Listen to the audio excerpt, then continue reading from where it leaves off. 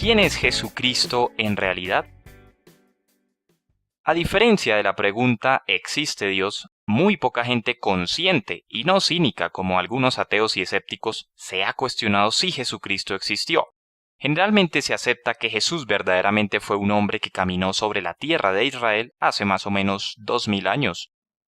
El debate comienza cuando se analiza el tema de la identidad completa de Jesús. La mayoría de religiones principales enseñan que Jesús fue un profeta, o un buen maestro, o un hombre devoto. El asunto es el siguiente. La Biblia nos dice que Jesús fue infinitamente más que un profeta, un buen maestro o un hombre devoto. El señor Lewis, en su libro Mero Cristianismo, escribe lo siguiente.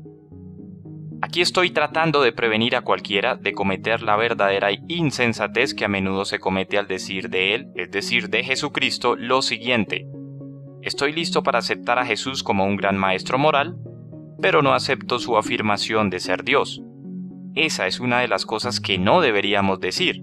Un hombre que era simplemente un hombre y que decía toda clase de cosas solo por decir no aplica a un gran maestro moral como Jesús. O era un lunático, o un hombre ambiguo, o el mismo demonio del infierno. Usted debe hacer su elección. Este hombre fue y es el Hijo de Dios, o de lo contrario fue un loco o algo peor. Usted puede hacerlo callar por tonto, puede escupirlo y matarlo como a un demonio, o puede caer a sus pies y llamarlo Señor y Dios. Pero no seamos condescendientes con ninguna tontería acerca de que era un gran maestro humano. Él no ha dejado esa opción abierta para nosotros. Él no tuvo esa intención. Cierro comillas. Veamos ahora, ¿quién demandaba ser Jesús? ¿Quién dice la Biblia que era él?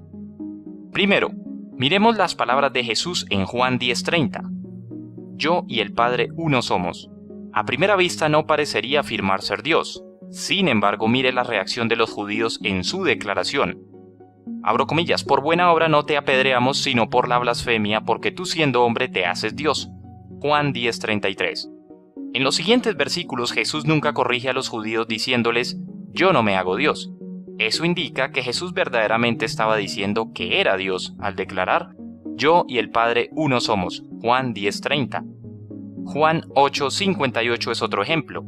Jesús proclamó, de cierto os digo, antes que Abraham fuese, yo soy. Tomaron entonces piedras para arrojárselas. Juan 8:59. Jesús anunciando su identidad como yo soy, es una aplicación directa del nombre del Antiguo Testamento para Dios, como está en Éxodo 3:14.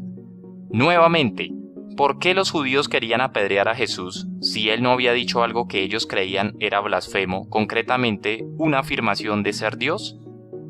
Juan 1:1 dice que el verbo era Dios. Juan 1:14 dice que aquel verbo fue hecho carne. Esto indica claramente que Jesús es Dios en la carne. Tomás, el discípulo de Jesús, dijo, Señor mío y Dios mío, en Juan 20:28. Jesús no lo corrigió. El apóstol Pablo lo describe como nuestro gran Dios y Salvador Jesucristo, Tito 2:13. El apóstol Pedro dice lo mismo, nuestro Dios y Salvador Jesucristo, segunda de Pedro 1:1. También Dios el Padre es testigo de la completa identidad de Jesús, pero acerca del Hijo dice, tu trono, oh Dios, es eterno y para siempre, cetro de justicia es el cetro de tu reino. Salmos 45:6. Las profecías de Cristo del Antiguo Testamento anuncian su deidad. Porque un niño nos es nacido, hijo nos es dado y el principado sobre su hombro, y se llamará su nombre admirable, consejero, Dios fuerte, Padre eterno, príncipe de paz. Isaías 9:6. De manera que el señor Lewis sostuvo, creer en Jesús como un buen maestro no es una opción.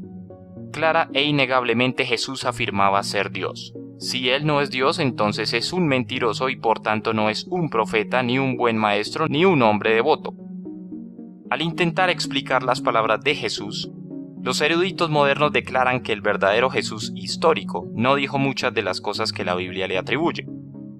¿Quiénes somos nosotros para debatir con la palabra de Dios referente a lo que dijo o no dijo Jesús?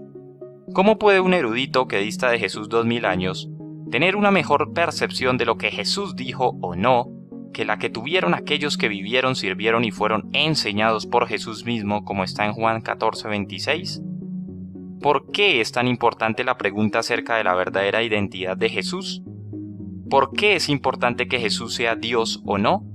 La razón más importante por la que Jesús tiene que ser Dios es que si Él no es Dios, su muerte no habría sido suficiente para pagar la penalidad de los pecados de todo el mundo, como está en 1 de Juan 2:2. Solamente Dios pudo pagar tal penalidad infinita. Romanos 5:8, 2 de Corintios 5:21.